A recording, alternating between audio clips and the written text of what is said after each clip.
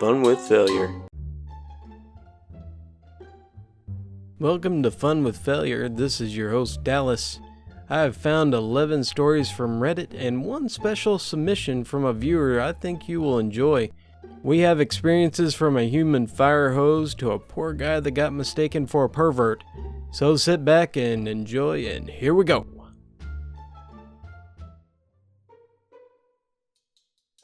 This particular gem actually did occur today.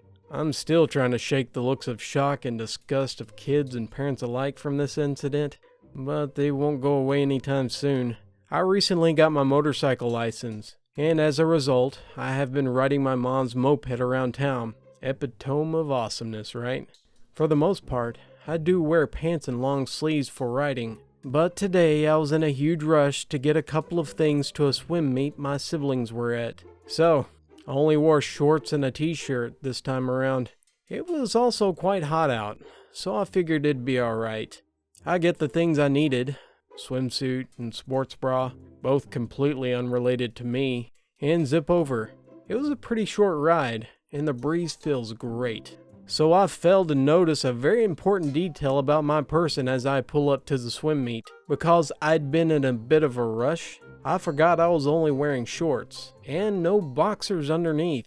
And because of that lovely breeze, my shorts had hiked all the way up my pasty white thighs to unveil my junk to the world, like it was the next E3 phenomenon. I pulled right up to the swim meet, where roughly 30 kids and their parents resided in an overflow space for the meet. Thanks to the rather impressive growl of the moped, most eyes turned to me, a tall, gangly creature with his shorts hiked all the way up to the highest point, and a one-eyed robber staring them right back. Multiple moms yelled or screamed, "Pervert!" while kids either went, "Ew!" or laughed, as I frantically tried to put things in order. To make matters just a little more fracked up, my legs stuck to the warm leather, and I frantically had to pull my shorts to cinch them down. It looked like I was a goddamn pervert touching myself while looking at innocent bystanders, while I struggled to pull my shorts free. Eventually, I just gunned it out of there. I figured I could explain the situation later. Half of the swim team probably thinks I'm a moped molester now, and the other half is wondering what kind of overcompensating idiot has the audacity to ride a moped in shorts. Now I'm taking solace at home, wondering how my mom will find out that her son is a dang idiot. Oh, and I still wasn't able to get the swimsuit and bra over there, so bonus point frack up. This all happened about a month ago. It all started in an elevator at some big parking lot in the city. Me and my pal were waiting for the elevator when he told me that he feared elevators and getting stuck in one. The friend that I am, obviously, I thought it would be fun to jump in the elevator to freak him out even more. Nothing happened while we went up. He was laughing and telling me that we got lucky that we didn't get stuck in the elevator. So I drove to his apartment to drop him off. But I needed to pee really bad before heading home. The drive home was around 50 minutes, and I couldn't hold up that long. We got to his apartment building, and I had to take a leak really bad. So I asked him if it was okay if I used his bathroom really quick before rushing home. Of course, it was no problem. So we get into the elevator to his apartment building. This is where the frack up begins. So, we're in the elevator, alone, and I suddenly thought of the freak out he had in the elevator before. So, I thought it would be fun to start jumping again. Stubborn as I am, I thought the elevator wouldn't stop when this happens. He told me more BS in the past to try to keep himself in the comfort zone. Since we were always picking on each other, I thought this was one of his BS stories. Boom! Elevator stops and locks us in. We couldn't get the door open and there we were. Both couldn't really believe that we got stuck because of my stupid frack up. After a few minutes, we called the number that was in the elevator. 50 minutes later, and merely 500 jokes of my stupid act later, a mechanic got us out of the elevator. I was lucky enough not to wet myself, but I was in so much pain by then, it was difficult to walk. Side note, every time we heard someone entering another elevator, we would start shouting for help and stuff. My friend got his first warning in that apartment because of me. This happened mere moments ago. I got the brilliant idea to try to make a cheesecake today with toasted marshmallow topping. I made the batter, got it baking, and everything was going swell until I added the marshmallow. I added the marshmallow fluff, put it back in the oven, and set it to broil. Now, I've never used the broiler before, so I had no idea what temperature to set it to. 350 seemed good to me. Boy, was that a bad idea. I walked out of the room for a second, and right when I walked back in, I see the inside of my oven engulfed in flames. I shut it off, grab a dish towel, and start fanning it out. Thankfully, the fire died out once it burned off all of the marshmallow, but now my kitchen smells like s'mores. So, now for future reference, I know that marshmallow fluff is very flammable. Half an hour ago, I fracked up. I've ordered RIT fabric dye online before because sometimes I don't have the color I want in store. It's a great product, especially for cool white clothes that you don't want to get stained easily due to frequent wear.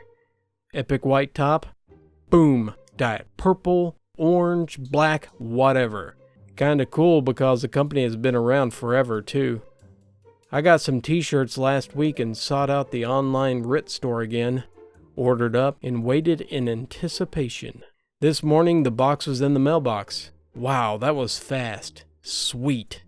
I run into my bedroom with the box while chatting away with my boyfriend about how I am so excited to dye my gear. Here comes the frack up. I get my scissors, slice open the tape, and see something small and black. I'm too excited. I keep the momentum and snap open the box. To my germophobic horror, decent-sized black ants come flying out of the box along with, what the hell is that, rice? Like a handful of rice at a wedding, these things come flying out of the box and cover my floor. I scream.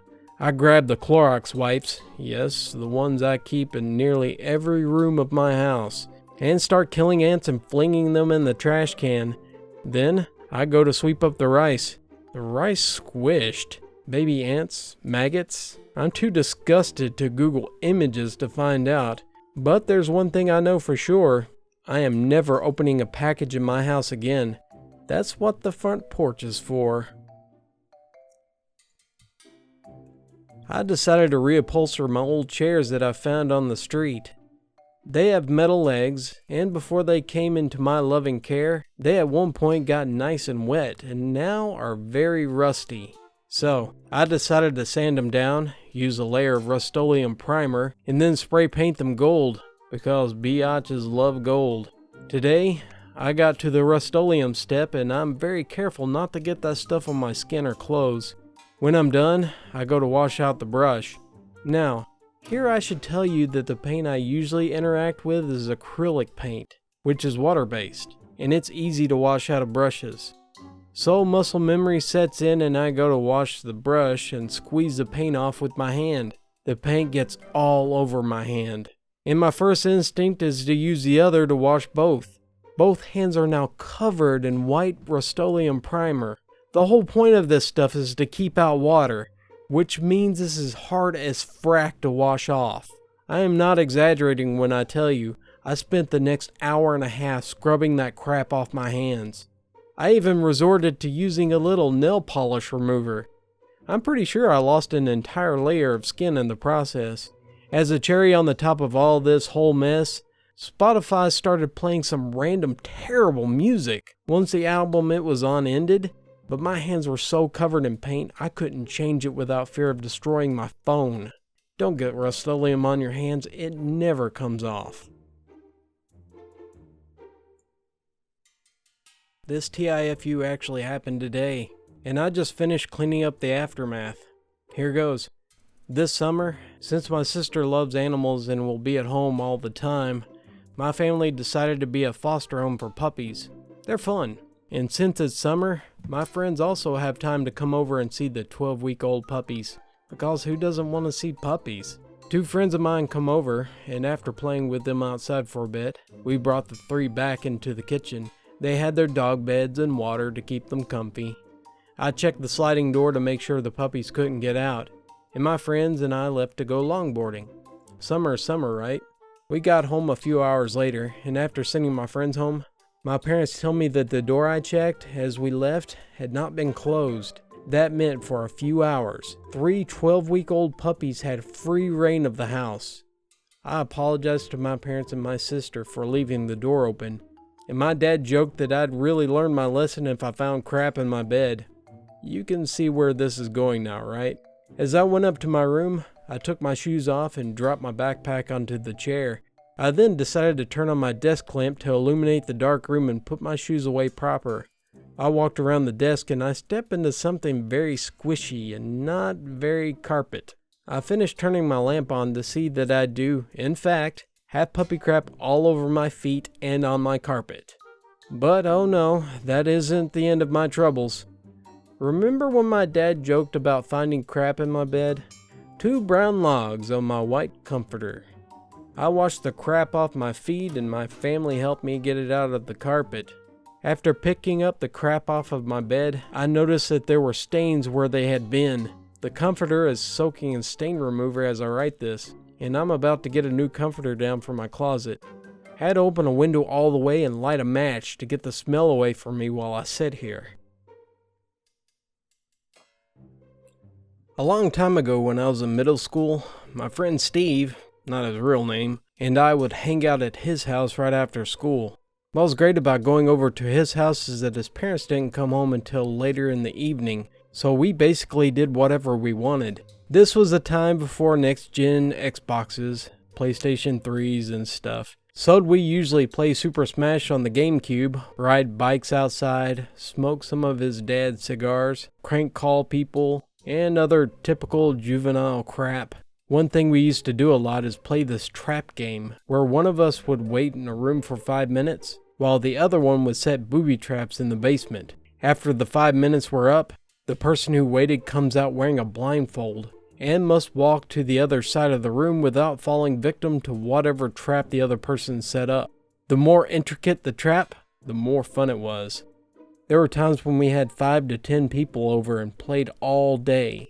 Those of you that have done similar know how fun this kind of game is, especially when you got someone good. So, after playing some Smash, we decided to frack around with the trap game. Per usual, I would be blindfolded first since it was Steve's house. I went into the room, tied the rag around my eyes and waited. After 10 minutes, which was uncommonly long, Steve gave me the go-ahead to come out. I felt for the doorknob, opened the door and walked straight. Like anyone who's blindfolded and wary of the unexpected, I welled my arms around and took awkward strides, until I stepped into something and I heard a crunch, followed by laughter. I ripped that blindfold off to see that I stepped on a red Solo cup filled with a yellow liquid that soaked my socks. Steve had filled a few cups with pee and scattered them all over the floor as a trap for me to step on. He thought it was hilarious. I thought it was a stupid trap and a bad move. Honestly, who would do that in their own house? It was all the more reason for me to get him back with a trap that he'd never see coming. As he waited in the room, I grabbed the power adapter to the GameCube. You know, the one that has a really bulky box thing. I leveled and tied the cord on one of the blades of the ceiling fan. His fan spun incredibly fast, and it wasn't too far off from the ground either, which made this the perfect trap he'd never expect. After I fastened the wire, I turned the fan on high speed and watched as the power adapter block swung like a wrecking ball. I called for Steve to come out and he emerged. Steve began to walk around the outside of the room, then back towards the middle and back again. The fan is kinda in the center of the room, so I was banking on him walking straight. After a minute of him being a wussy, he finally headed to the fan and bang! The power adapter nailed him perfectly on the side of the head, and he fell down immediately. I laughed uncontrollably, until I realized he wasn't moving. I shouted his name a few times, no response. I shook his body, no response. After a minute or two, I was convinced that I killed my friend. Being terrified, I ran home without calling anyone and hid in my room all night. The next morning, I was expecting to see the news report of a kid who died from a massive head trauma caused by a swinging power adapter. To my relief, I saw Steve in school with a bandage on his head. Apparently, he was just knocked out and woke up soon after I fled home. He wasn't too happy with me. Neither were his parents when they came home and found out what happened. It took a while for Steve to forgive me, especially for running home like a wussy instead of trying to help.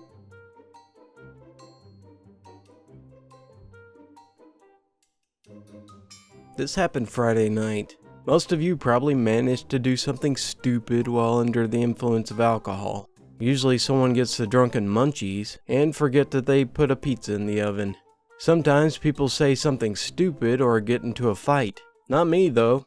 I've set my girlfriend's jeans on fire. We went out to my workplace for some drinks on Friday night.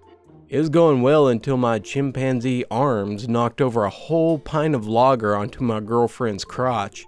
I work at a restaurant, and in a moment of brilliance I figured that I'd just whack soaked denim on the top of the oven to dry them out.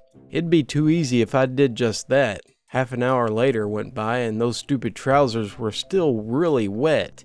So, I proceeded to put them in the oven to speed up the process. The temperature was set to something like 400 degrees Celsius, so it seemed to me that it would be a quick remedy to the problem. 10 seconds in a very hot oven set those jeans on fire, creating a beautiful brown hole similar to the size of Scotland on the right trouser leg. I'm confident that my creation would be extremely popular in some art gallery. However, it didn't make my girlfriend happy at all. I was certain my final day on Earth was upon me. Luckily, I survived the unleashing of her wrath and lived to tell the tale. This happened roughly 14 years ago. Me and my friend were quite the pranksters in middle school. Nothing too serious. The most we ever got in trouble for was using a chain to lock everyone's bikes together. There was a snitch among us. One day in cooking class, we found a bottle of red food dye and got the bright idea to go around the schoolyard at lunch, where he would run at me and yell, "You stole her from me!" and graze past my cheek on the opposite side of the spectators, and I would turn my head and apply the dye slightly to my nose and let it drip. Holy crap, did this get the most genuine concerned looks. People rushed over, girls crying, people pushing my friend back, and then the reveal, and then the laughs, the confusion, and sometimes anger, and decided to do it one more time since my face started to look sunburnt. We found a good-sized group of people. We decided to go out with a bang and set up, but we were unaware of the two teachers walking behind and past the crowd, as my friend shouts, "You stole her from me!"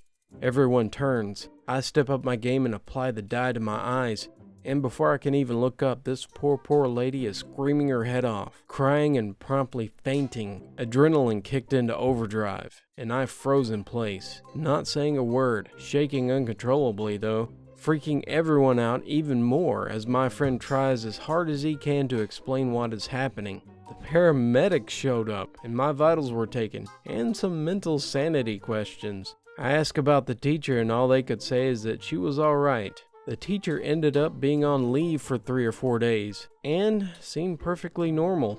Had to write an apology letter and read it out loud in front of herself, my parents, the principal, and the counselor.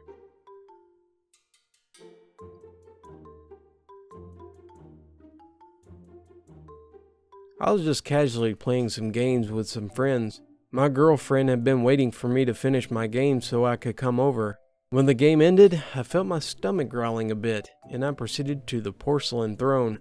I did my business and produced something that wasn't quite firm, to say the least.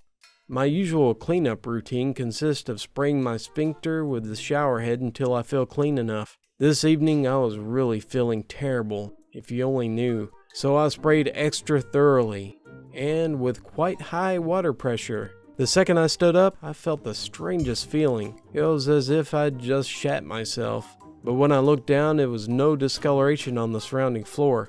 I tried flexing my stomach once more and it happened again. Water came out of me. Surprised, I thought to myself I probably just had a little bit of water and I would just push it out. I flexed once more and the gates of hell opened. It was like someone was trying to funnel the Niagara Falls through a McDonald's straw. A slight brown liquid and some chunks laid on the bathroom floor. It wasn't much, but I could feel that there was more. I ran over to the toilet, and as soon as I sat down, my sphincter released its firm grip. Ever heard of Poseidon's kiss? Poseidon's entire family was kissing me. I have never ejected so much fluid in my entire 22 years, and the toilet has never rejected so much of me before. It just wouldn't stop, and the thought of death went through my head. Maybe I ruptured something, and I just couldn't feel the pain. What if I was bleeding to death? Anxiety kicked in, and I was violently turning the snow-white porcelain into something slightly opaque brown. I jumped in the shower once more and proceeded to clean the floor and myself. My dad was knocking on the door telling me to save some hot water. I didn't answer. The stench, unbearable. I spent at least 10 minutes cleaning up, leaving no trace of my greatest frack up. On my way to my girlfriend's, I googled, panicked if I just killed myself. The anxiety made me lightheaded and a bit nauseous. Or maybe I was just bleeding to death. When I finally arrived after a 20-minute commute, I still hadn't died. It took a good 20 minutes before I told her that I might be dying. She laughed in my face and told me that girls, probably more than men, do this before certain activities. This is my greatest shame. I am calm now, and I'm pretty sure I'm not dying. I am afraid of farting now, and I'm wearing pants. From now on, I'm going to wipe like regular people. Side note, no, I did not put a hose up there or against it. It was just really high pressure. And it probably wasn't that much water as it sounded like. I already had a really upset stomach beforehand. This happened today, roughly an hour ago. One frack up happened, but the first part is just weird. I was scheduled to work today, but essentially, I got insanely lucky, and work was canceled. An event that we were having didn't work out, so everyone got to go home early. I got home around 1:30, and after screwing around for about an hour or so, I decided to mow the lawn. It really needed it, and my dad and I rarely ever had the time to get to it. It was also super nice out, so it was good for me to go outside anyways. My family owns a small plot of land in the country, about 5 acres, so mowing the lawn takes several hours. I was riding around on the mower listening to the last podcast on the left, as I usually do when mowing, when I noticed like 6 or 7 birds were flying around me, circling me. I think they were swallows, having the V-shaped tail. Ever since the Hitchcock movie The Birds, this is immediately what my mind jumped to. It was really eerie, because the swallows kept flying closer and closer as time went on. So close to the point that I could reach out and grab one if my reflexes were good enough. I've never seen birds do this, but it is really starting to freak me out toward the end of mowing. Anyway, so now to the FU. I took a break for a quick drink, as I'd been out for a while and was starting to get thirsty. And walking back out to the mower, I see a grapevine that had started to grow up the wooden trellis on my house. The trellis was also the climbing post for the clematis flower, which was now getting overwhelmed by the grapevine, and the grapevine was starting to get to the siding of the house. I figured my parents would appreciate it if I cut the thing back, so I reach up there and I give it a yank, which worked beautifully. The grapevine was no longer on the house, except the trellis was also no longer attached to the house. I'd pull the entire thing off, clematis, grapevine and all, and the wooden pieces of the trellis was falling apart. The thing is practically ruined, but the turd cherry on top the crap sundae that was today was that there was also a baby bird in the nest that was nestled in the clematis grapevine. The parents of this bird were nearby and they were mad.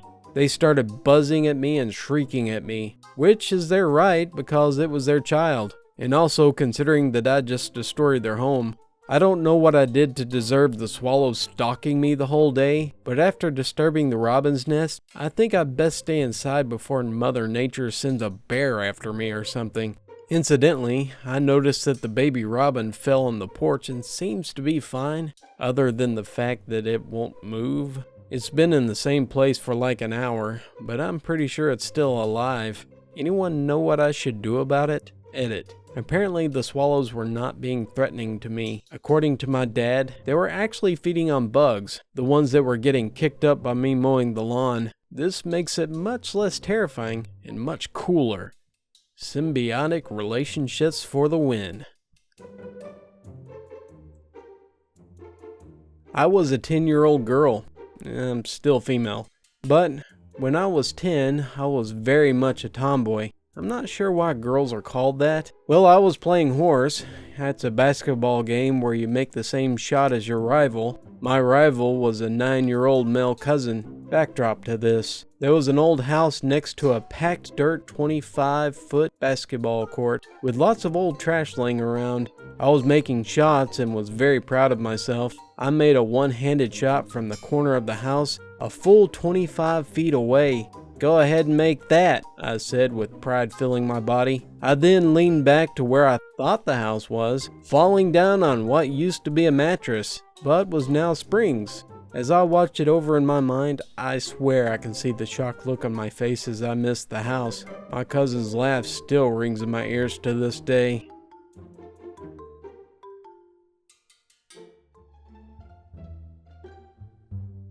Thanks a lot for listening. I hope you enjoyed them. If you did, please leave a like and comment on what you thought was the funniest.